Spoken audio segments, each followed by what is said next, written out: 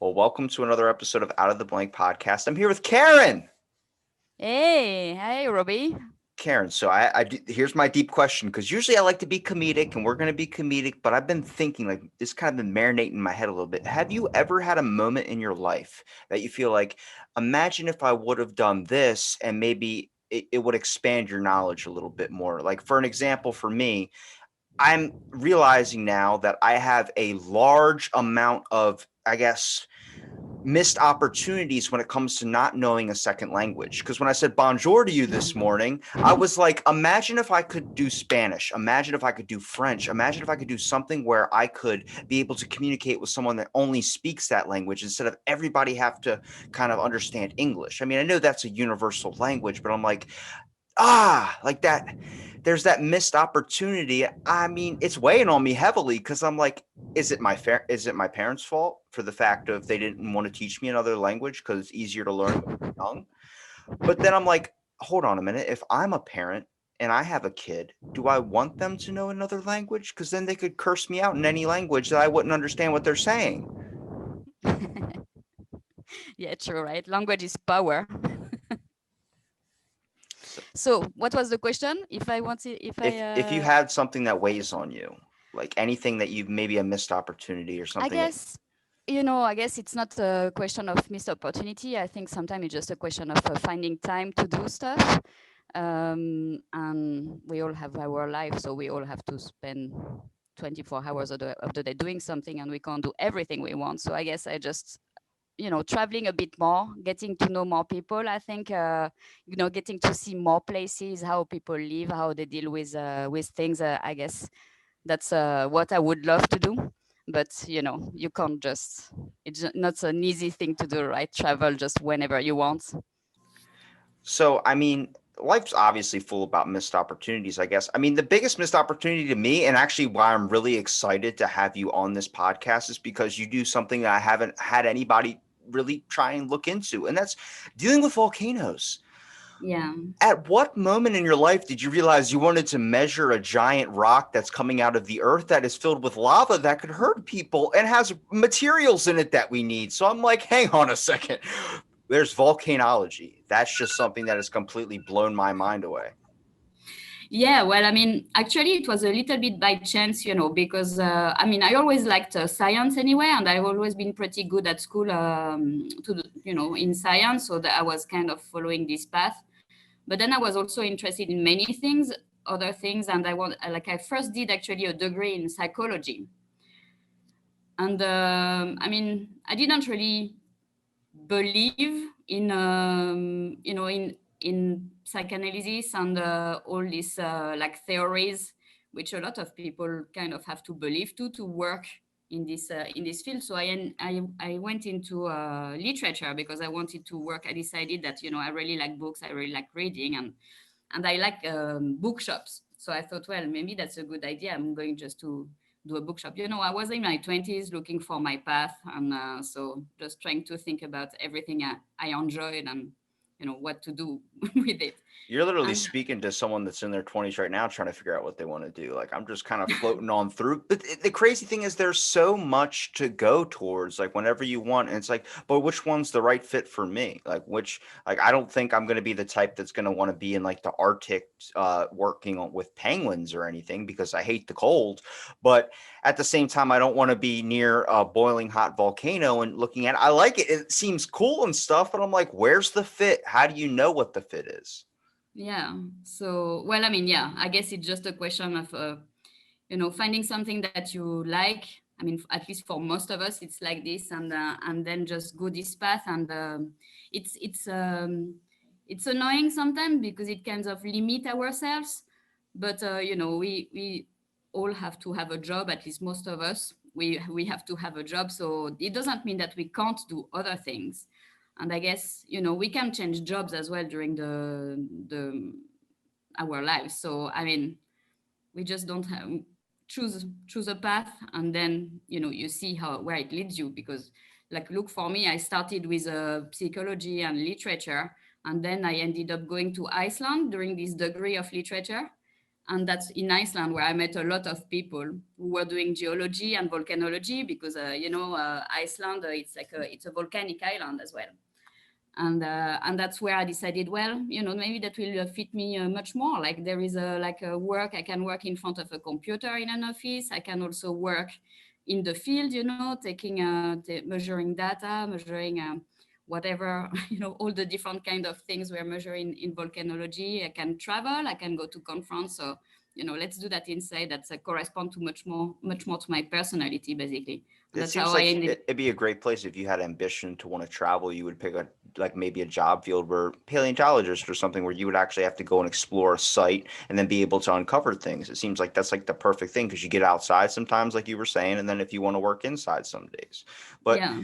when you're studying volcanoes, for instance, you want to hear this, what we call it, a psychology theory, where people like to take like, you're like a rising sun, you're coming up above the, like, when they give you that whole thing. Well, people are like volcanoes. If you look up the definition of volcanoes, it's going to give you two things. It's going to give you one where it's like a boiling rock, and it gives the legit definition. Then the other one's like, some people are called volcanoes because they're known to explode. And I'm like, that is like the perfect thing to find yourself in a volcano, hopefully not inside of it, but when you're studying it, like I'm just like this volcano. I'm kind of, hard on the outside based on how I've grown up. And then on the inside, I'm nice. There's that type of thing, but it's so interesting to see where I guess people end up finding themselves, finding a Yeah. journey that they take. Yeah, I mean, it really depends, on what happens in your life. I think, in volcanology, there are a lot of people who are working in the field, but you also have a lot of people who are actually just spending their life in a lab, when they do where we do the composition of the rock analysis. Or you have people who work in front of a computer all the time. It's like really helpful to be a software engineer, when you study of a volcano, because we are using all these different type of equipments. So actually, and also you have a lot of data on volcanoes. Like, for instance, if you look at how a volcano deforms, you use just a lot of satellite data as well. So you don't need actually to go on the field if you specialize in this. So yeah, it's such a wide topic. People just think about I don't know, Pierce Brosnan, and going towards the volcano and being on the volcano, like followed by a lava flow or whatever. Well, they're expecting Brendan Fraser from Journey of the Center of the Earth, where he explodes out of the top of it and flies down. I'm more Yeah. worried about like Mount St. Helens. Like, isn't that, well, not Mount St. Helens, which is the mount, when there's a volcano that it's supposed to erupt between like 600,000 years or something. And it's the last time it erupted was like 300 or 400,000 years ago or something. And there's like a chance that it's supposed to. Yellowstone, maybe in the US you speak. Yeah, that's Yeah. supposed to one that's supposed to like make everything covered in just nuclear ash, basically. That's what it's going to look like. Like if you were walking on the moon, it's like, I want to know who are the people that are looking into this thing, researching it, and knowing when it's going to come. Because can you just give me an estimate? Like, should I buy into the stock market now, or should I just move completely? Yeah, I think it's Yellowstone, like, which is a super volcano in the US, which they have been monitoring. But anyway, all the volcanoes in the US, they are all monitored. You have like the United States Geological Survey, the USGS, which has a monitoring station, GPS station, seismometers, to measure the ground shaking. And that all gives you ideas of what the magma is doing, if there is magma going up towards the surface, and where it is and everything. So they monitor all these volcanoes in the US, and so, I mean, I'm pretty sure that if they are seeing something worrying, they would let first of all, the government knows, and then you would be aware of it pretty fast. Yeah, I was thinking, I was like, you probably get some crazy questions like, is the earth hollow? Is the earth flat? I mean, does that just boggle your mind because you're literally staring at something where you can actually see pretty far down? Like I remember I did a research project a long time ago, like in middle school, and it was called like the well to hell or something. It was a literal giant crater in the ground where it went so deep you couldn't see the bottom of it, and people thought that was the legit like entrance into hell. That was a theory. Yeah, yeah. It was kind of like a joke. But which was weird about that is when they were trying to discover, like, we don't see lava, it's just a pitch black hole, and some dude's like, I got an idea.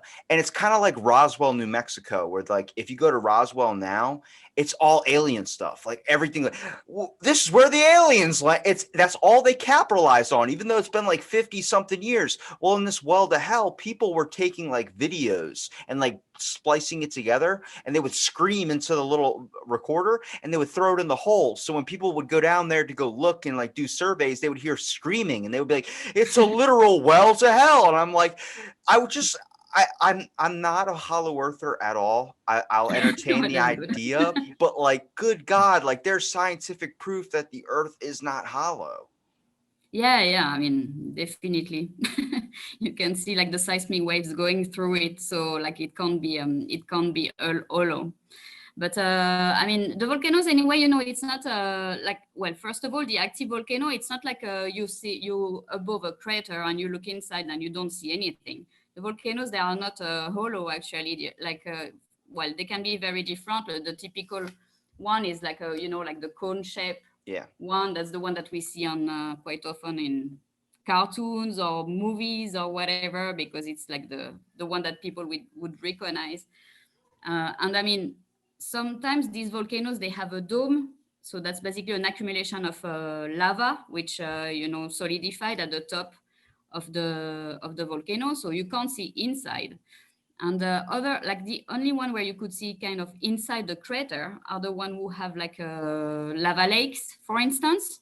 But then you see the lake, it's not like you see a hole. It's not like a cave or something.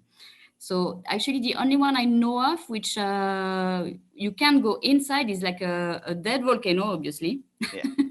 This, in fact, it's in Iceland, and the reason why it's hollow and that you can get inside as if it was a cave is because all the magma which was in the magma chamber, actually, when it erupted, it all got out, and it just it wasn't filled up again. And so basically now what you end up with is like a structure, and you can basically how do you say, like use like a ropes and stuff to get inside, and it's Oh, you can actually a rappel tourist down. yeah, it's a tourist attraction actually in Iceland, and yeah, that's but there is no more That's magma like there. skydiving to me. I'm not interested. I'm good. I don't care if it's like YOLO, you only live once. Well, I don't want it to be death right now. I would just prefer to be, safe on the ground. I like the ground. It's nice. Yeah, I'm not really into speleology either, but like I think, to be honest, this I would really like to do it. I would like to go into this volcano, but there is no risk. I mean, beside falling, like the normal speleology things. I mean, there is no risk like in relation with the volcano. It's not going to wake up when you're inside, and you're going to have like a huge amount of magma coming up all of a sudden, and Challenge accepted. I'll be that guy that's like, it hasn't went off in like 50,000 years. I'm like, I got this. As soon as I go down there, it starts rupturing. I'm like, yep, where's Brendan Fraser to take me out of this thing? Um, have you ever came across magma before? Like, you ever like in person, like be able like to be near it? Yeah, so there are places when you can do that because it's less dangerous than other places. And for instance, in Hawaii is like a very, it's a place where a lot of Yeah. people goes. And because Hawaii basically is like you have like these lava fountains. You probably saw it in the news. I mean, when was it? 2018, I think that there was a huge Yeah. eruption in, yeah. And so it makes like these lava fountains, they basically make lava flows. So these lava flows, they travel, of course, on the crust. But I mean, if you're a tiny bit careful of where they are going to, they don't go fast enough for you to be in danger. So you can get close to it. When they are a bit solidified, you can even walk on them. Although like it's really not. To be honest, it's really not advised because Yeah. Yeah. if this crust which has been formed actually break, well, you end up in your foot in 1,200 degrees Celsius, which I'm not sure how it is in Fahrenheit, but that's hot enough that this is awesome that would be because painful. all the years I've spent, I think, through school where they're teaching you about, like, this is why Hollow Earth boggles me, is because we spent, I think, a good 10 years in school just understanding this is the top layer of the Earth's crust, this is the innermost layer, and then it's like this, and then it gets Yeah. down to the core. So I'm like, it doesn't really make sense. But since now that I'm older, I have questions, and hopefully you can answer this.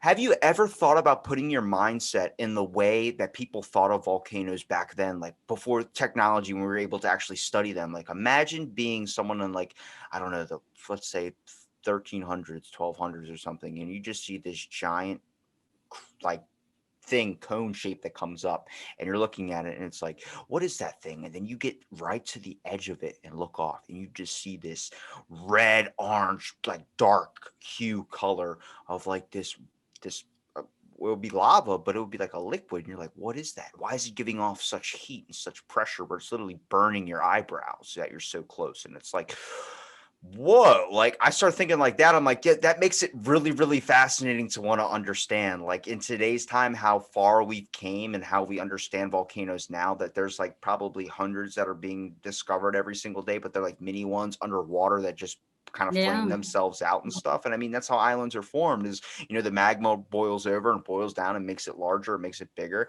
But everyone always knows the famous ones. Everyone knows the ones like Pompeii, like the volcano went off, and the next, all these people had to evacuate and stuff. And it's kind of where the fear aspect of things comes in.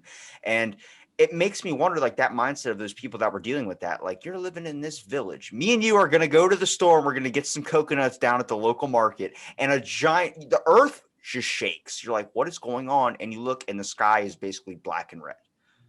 Yeah, exactly. So, I mean, volcanology anyway, as a science, it's quite new. I mean, compared to like all other science, it's maybe like I think it's from the beginning of the 19th century or 1850s or something like this. So it's still quite new.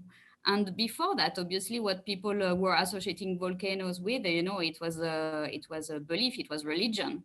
So it was like Christianity. How do you say Christianity? Or it was like all the other religion, like paganism or whatever. So, like, if, for instance, like, speaking just about since we were speaking about Hawaii, you always have the goddess of lava associated with the volcanoes in Hawaii. So people interpreted it, the activity of the volcano, in relation to what the goddess, was feeling, like a same thing.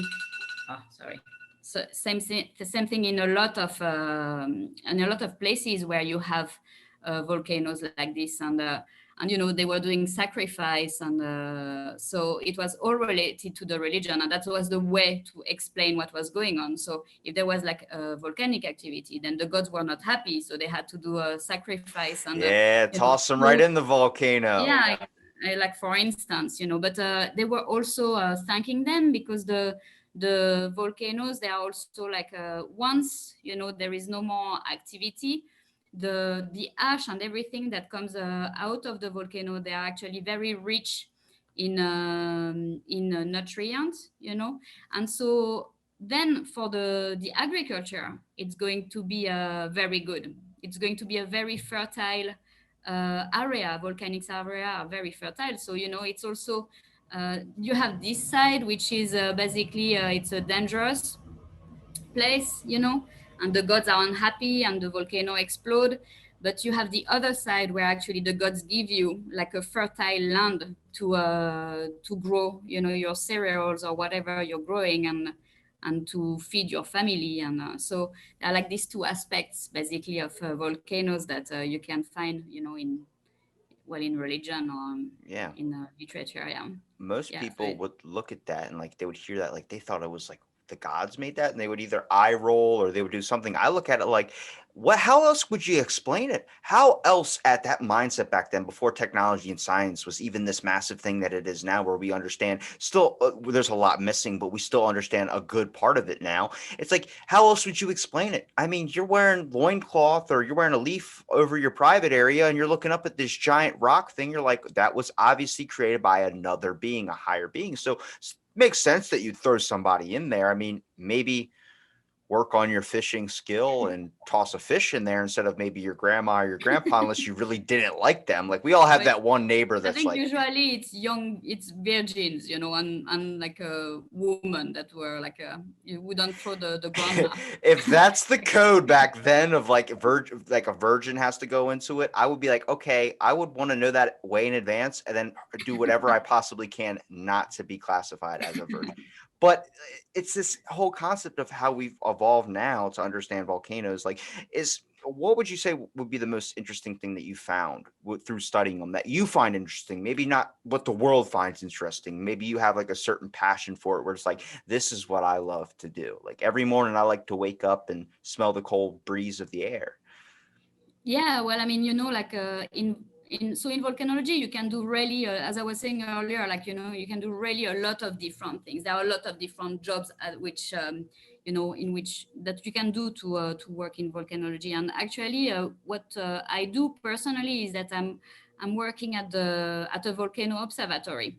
So in Montserrat, which is a tiny island, in the Caribbean, and so the volcano is active here, and for me, what really I enjoy in my job is like to be able to, well, to try to somehow help the community, like, so that's the way I found to to help the community doing something I like, is just like to study the volcano, to study the activity, and then we work with the local people, with the local governments, to try to make sure that people are safe, and that if ever we see that the volcano is getting more active, then we just let people know. And so it has also a social aspect to it. It's not only the physical science, like learning how the volcano function, because to be honest, we will never know exactly how the volcano function.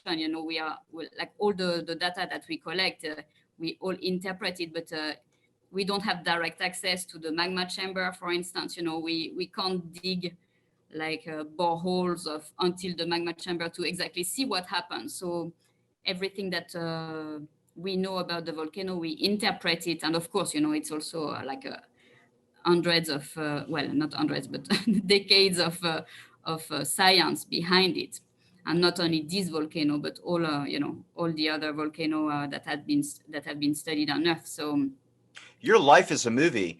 Your life is literally a movie. Like the whole factor of like you have a job where if you're monitoring a volcano, I think everyone at this point in life, if you're on it, like let's say, take my mindset of someone that would live on the island, for example, would be like, oh, I got to worry about the bills. I got to worry about this. But no one's even thinking, imagine that like this world is so sensitive and we're all just really hoping and getting lucky the fact that it's collaborating with everything that we're doing so effectively, or at least not as bad as, I mean, at any moment, this whole thing could just, we're on a giant rock in space. So like nobody ever really hones in on that. That can give you a panic attack if you let it. But it's like this whole concept of like your job, for instance, you get to monitor levels, and you said warning to people. A lot of people aren't even thinking about a volcano going off, but it's your job to understand, when is this going to happen? What happens if this goes off? Someone's like, oh, today's going to be the day I work on my new diet trend. And they go out into the world, they do a nice stretch. Next thing you know, volcano's going off, they have to evacuate. Well, I guess they'll start that next year or whatever. But the whole concept of, you have that in your head. If you see a level go up, where it's like that's a dangerous thing, and then you're walking to the store and some person's complaining about the price of Rice Krispie treats is up $4 or something, you're like, you don't even know what's happening, man. You don't even know what's going on. You don't know the big scheme of the thing is that a volcano could go off. But they don't even have that concept into their head. That is a job that's got to weigh heavy. yeah, well, I mean, yeah, definitely. The thing is that it's not, thankfully, it's not only me. It's like we are working like many people here, and we are looking at different aspects of the activity of the volcano. So then when you put all of this together, and if ever we see something, then we would start to speak to the government, because at the end, it's the government who decides of every decisions, that are related to the population. It's not going to be the volcano observatory. We are more like in the science, but we have this responsibility of letting the government know. Yeah, but like the thing is that in Montserrat, everybody is very aware of the volcano because, I mean, first of all, it's a small island. Like we are, what was it? Like it would be 10 miles from north to south, basically from the, further, like the further part in the north and the further part in the south, and about the same, like from east to west. So it's a really, really small island, 10 Hang miles. on, is that Imagine, is that rooster the alarm for your town if a volcano is going off? huh? The Is that rooster? the rooster? I heard the rooster. I was like, hold on, because No, no. we have giant like They could be too. They could be, but yeah, like the thing is that here before like 1995. So basically, with this volcano here, like the before 1995, it wasn't active. It was sleeping basically, and it had been sleeping for like since the 1600s. So people didn't really see it as a volcano. They were just thinking, well, it's a mountain, and yes, there is like a hydrothermal vents, like with fumaroles and like hot springs where people can go and swim and whatever. So that's great for the tourists. But they didn't think about it as a volcano, which could eventually at some point explode. And the thing is that it did explode in 1995, and that wasn't necessarily um, well, like it wasn't monitored as much as it is now. So basically, people got surprised by that, and and here as well, because it's quite a religious place, Montserrat. Like, when it exploded, people, like it's the same type of volcanoes as Pompeii. So yeah.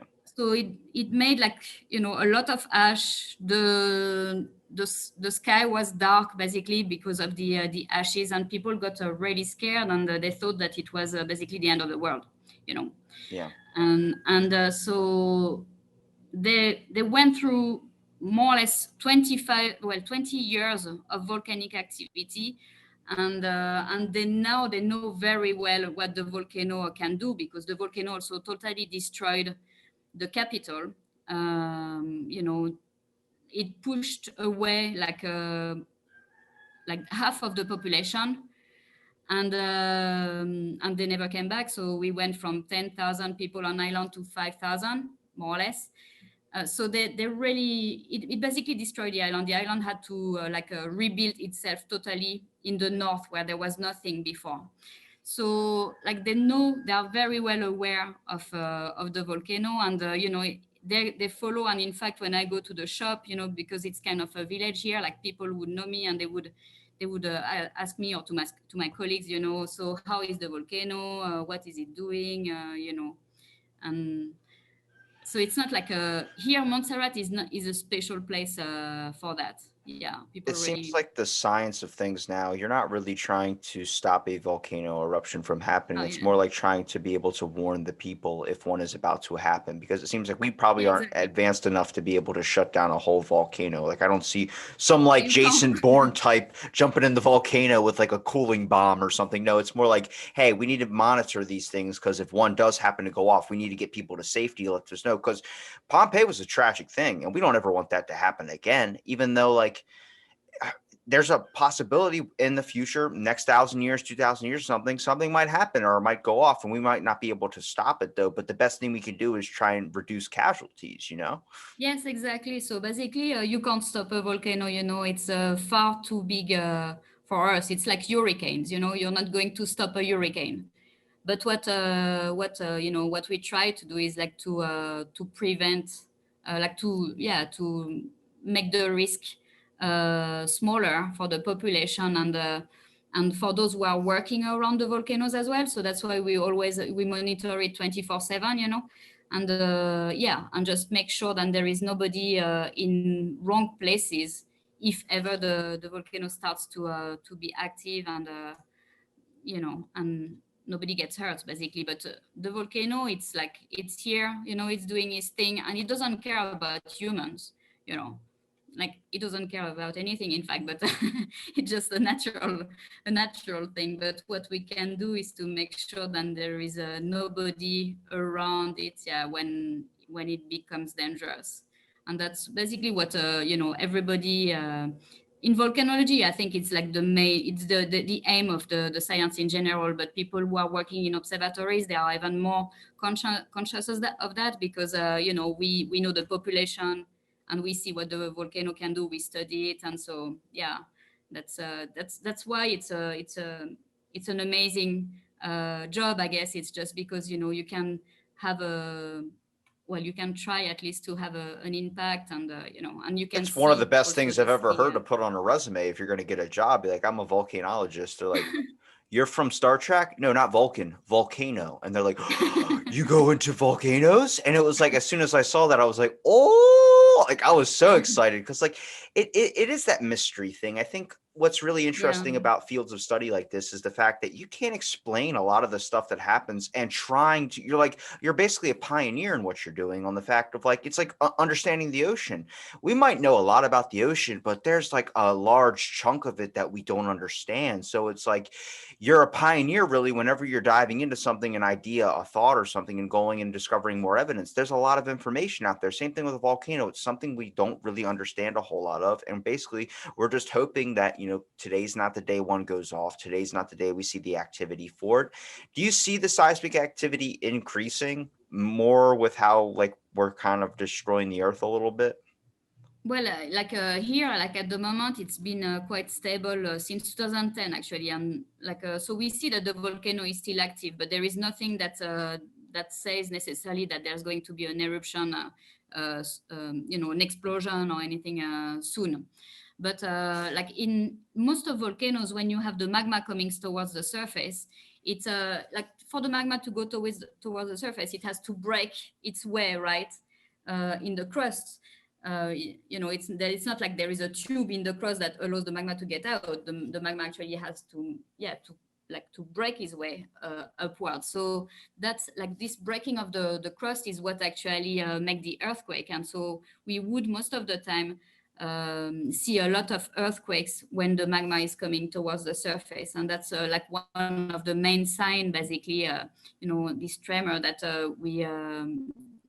that then we would say, well, keep people away, for instance.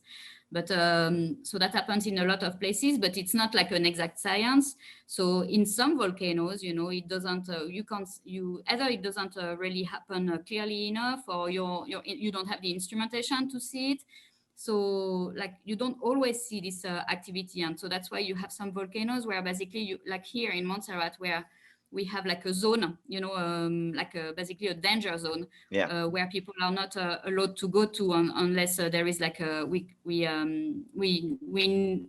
aware, not only the observatory but also like the police and the government. They are aware that there are people there near the volcano.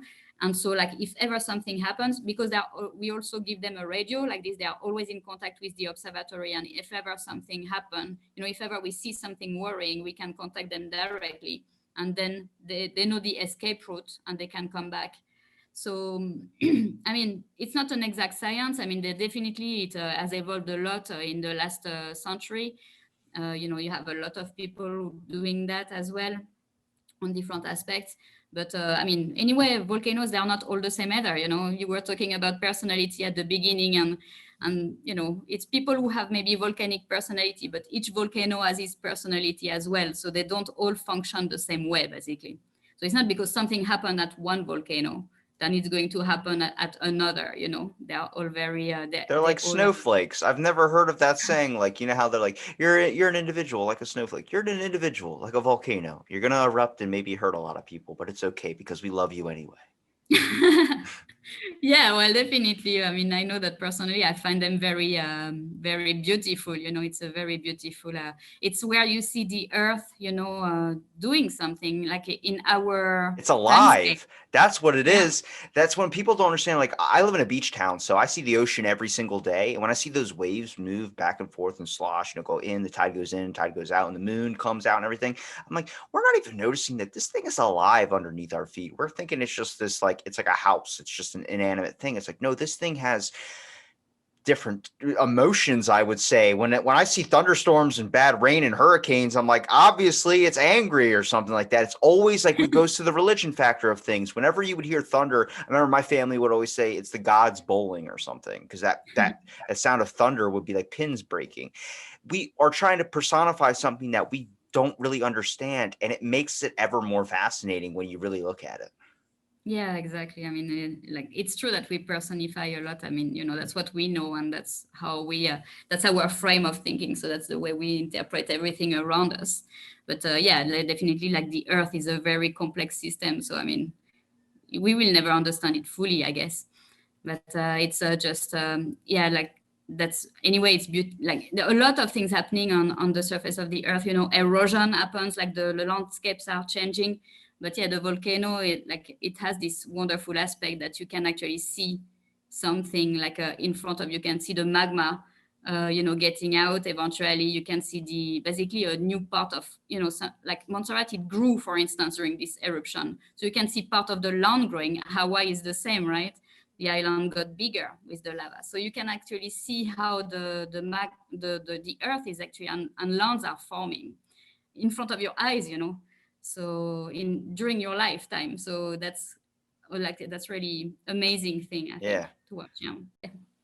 I think it's important to keep that mindset, though, of understanding like the earth is such a fascinating thing. I mean, climate change is obviously real. It's something that's happening. As much as I say I'm not an environmentalist, I kind of am, just because I see it as a form of therapy.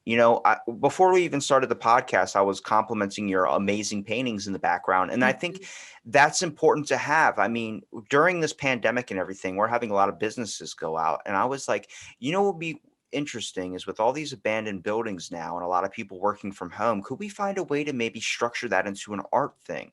Start tearing down some of these buildings and start building up landscapes again. I mean, we have so many buildings that aren't being occupied. It's a form of therapy. I can guarantee to you, with all the like whenever you ask someone, what's your stressful thing? What gets you angry? They're always like, Driving is always upsetting me. Cars moving really fast and people that are just rude. I always want to fight. It's like, imagine getting out of your car to fight someone because you're so angry, but then you look over and you see a really nice stream or a waterfall, even if it's man-made. You're not going to want to fight in front of that. You're going to look at that and you're going to get like a sense of like, but we're so built up with structures and building up this kind of system and trying to go as far as we possibly can. Everything's just commercial, commercial, commercial. It's like you need more forms of therapy, which is like my cousins live in Hawaii. So when in 2018 we were talking about, there was an article that had come out. This is around the time Aquaman was kind of big. I remember because Jason Momoa. I kept saying Jason Momoa, but he stood up in an article about, because they wanted to make an observatory on a very kind of sacred part of Hawaii that really a lot of people were fighting against. It was like ritual ground, and he was standing up. He was like, "I don't think this is right."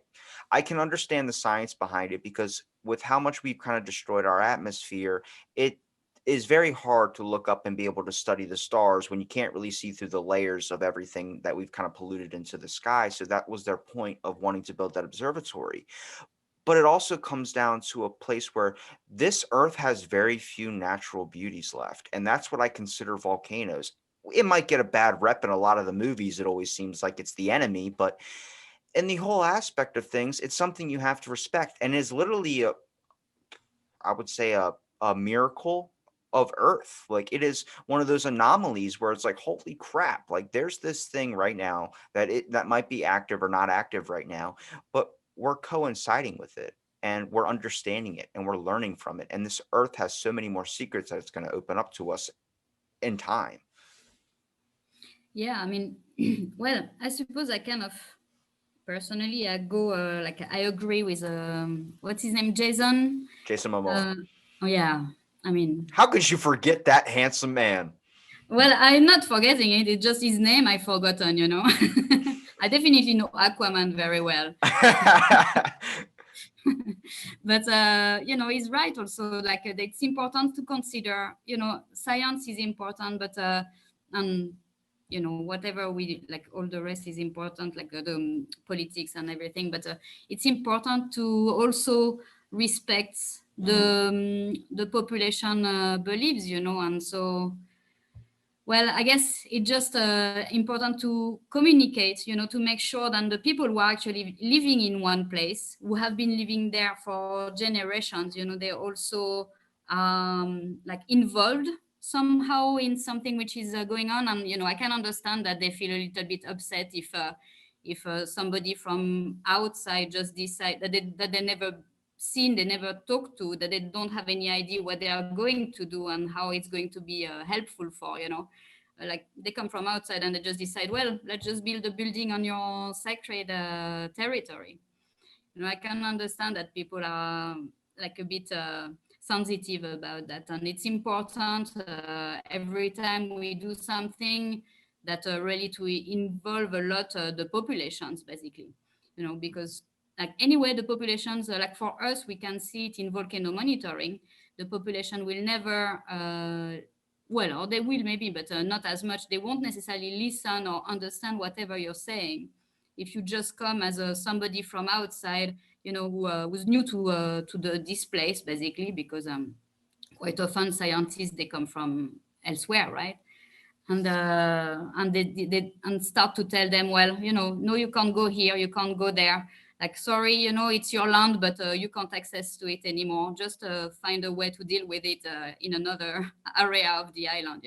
It's It's kind of like important my grandfather's mentality. We've had a bunch of hurricanes down here, like massive, like huge, like where they were on the news saying a whole town's going to shut down, evacuation. You're not going to be allowed to go back in. And my grandfather's like, no. And we're like, but we have to go. It's going to like destroy so many homes, and this is going to be it's going to wreck this whole state. My grandfather's like, I've lived here for 60 something years, and every time it never happens. And I'm like, so we all evacuate, and he's just sitting in his lawn chair watching John Wayne movies, and he's always right. He goes, I'm telling you. He goes, I'll know in my bones when something happens. And it's like, it makes sense. Like, I'm relatively young compared to him. So it's like when I'm telling him, hey, we got to get out of here, this is going to be insane. He's like, no, I know this place better than you do. I've experienced it and I've lived here long enough. It's a kind of the same mentality if you get a new scientist coming in saying, hey, this place is going to, we got to do this because everything might get destroyed. And then people are like, no, it hasn't happened yet. And it might happen in the yeah. future, but we don't think so. It's basically, yeah, you would like in everyday life, right? We are using our like personal knowledge and our personal experience.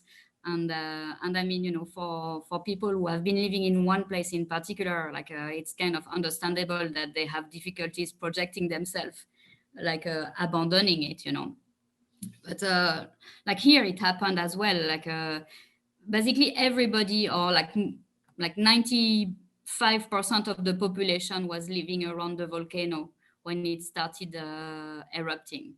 So the island was really like the life of the island was really all around the volcano, because it was like the area of the island where where the topography was smoother, where it was more fertile, as well. So you had a lot of culture here. It was like, because the coast was relatively flat, you could have boats, you could have a proper harbor and stuff. So everybody was living around here and nobody in the north, basically. And when the volcano happened, that meant that people had to evacuate, but that means that they had to abandon everything that they knew all their life, and to go in the north to live in refugee camps. Basically, some of them even stayed 2 years in refugee camps, and when they see that, we see when like with our instruments, we can see that the volcano is active and there is something going on and that it's dangerous. But people, they don't necessarily see it. What they see is like the explosions, for instance. So if the volcano is not doing something for 6 months, they think, well, it's just done and now I can go back home. And we see like, as scientists, we see on our instruments that that's not true, that it's not done. But them, of course, like, if you're living in a refugee camp and your actual house with your animals and your garden and everything is like 5 kilometers away from you, of course you're going to say, well, I want to go back there. And so a lot of people actually, well, not a lot, but I mean, some people like decided that they wanted to go back to their house as well. So illegally, basically, because at the time it was a zone which was forbidden. That was like the government had like declared it as an exclusion zone, so people couldn't be there. And But I mean, most of the time, most of them like they were fine, there was no explosion. But once there actually was one explosion, and that's how 19 people died on the island during the eruption. So yeah, I mean, you can totally understand, why people feel like this. When you're asked to evacuate for a month and live in bad conditions, and You made have me not. think of this a whole different way. I never even thought about the emotional toll it must take. Imagine someone Yeah. coming into your home and being like, "Hey, you have to leave everything right now.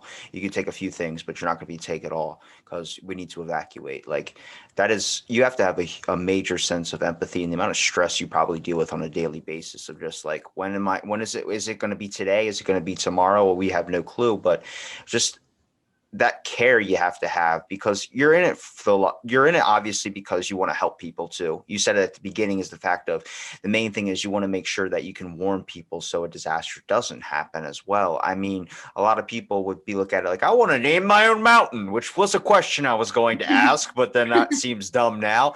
But it's a whole factor of like, yeah, it'd be cool to get your name in a book, but at the same time, it's more important to imagine if you knew a disaster was coming, like the movie with Nicolas Cage called Knowing, where he was able to see these disasters that were happening all based on time codes on a piece of paper. Trying to stop these things, like you want to warn people. You don't want these things to happen. Disasters happen every single day. And if someone would tell you like, hey, we could stop this tornado from coming to your thing, it is going to be hard to get some people to move. It's going to be hard to do a lot of things, but the best thing you can do is try your hardest to know that you literally tried. It's better than doing nothing. Yeah, exactly. I mean, like we do the best we can our work. We monitor the best as we can the volcano, and then it's a lot of work with the government. So as I was saying earlier, they are the one who actually make these decisions. For the population, we're just basically here to inform them, and also it's a work about like kind of educating the population as well, so they have to be aware of what the volcano can do.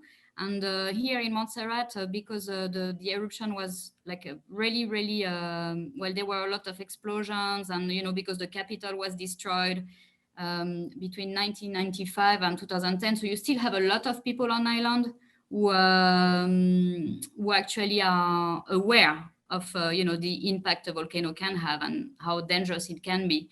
But like the younger one now, since 2010, obviously now you have kids who are 10 years old, and they have never seen the volcano active.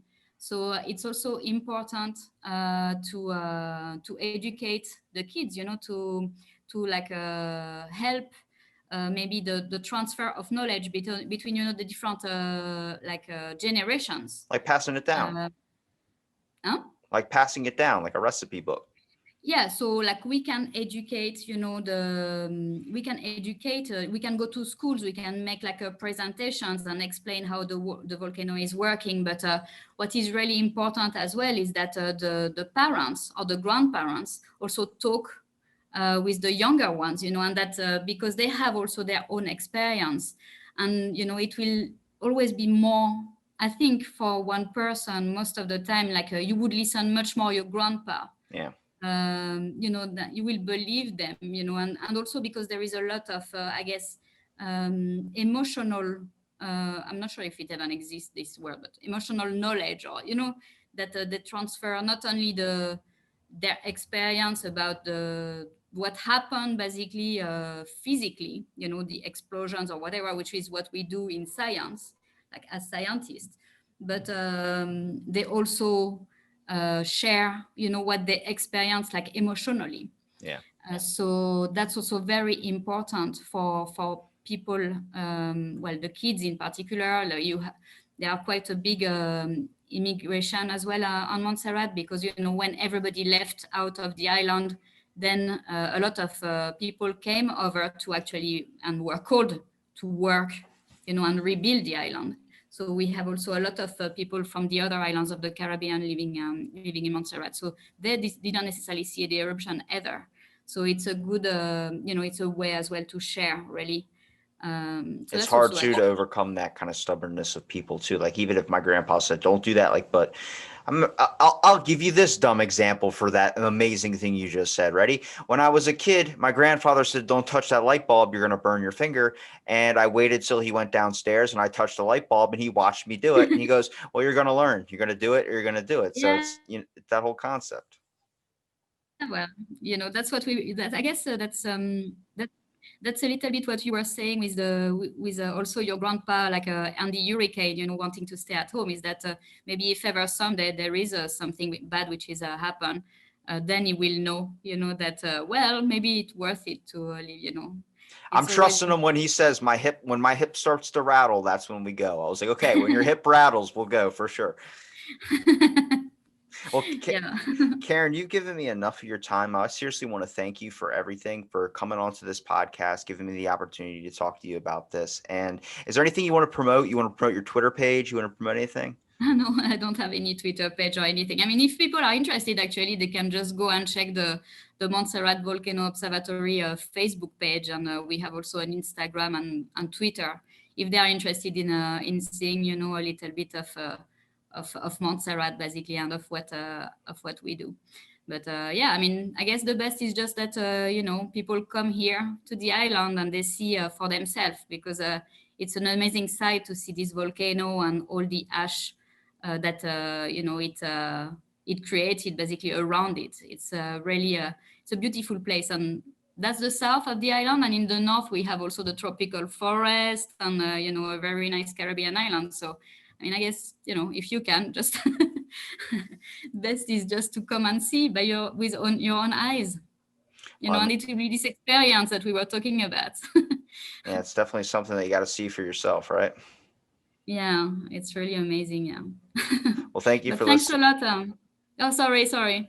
Yeah, I just wanted to thank you as well for inviting me, to chat with you. I think it's really great to have this discussions, and the magic of internet, right? We just end up end of this social media, like You at the just end got of to the use it in the right way. That's all. Everyone's just got to use it in the exactly. right way. Don't use it to get upset at things. Like when you see that, someone took the last PlayStation 5. Don't worry about it. It's okay. It'll be back in stock. Just talk to someone.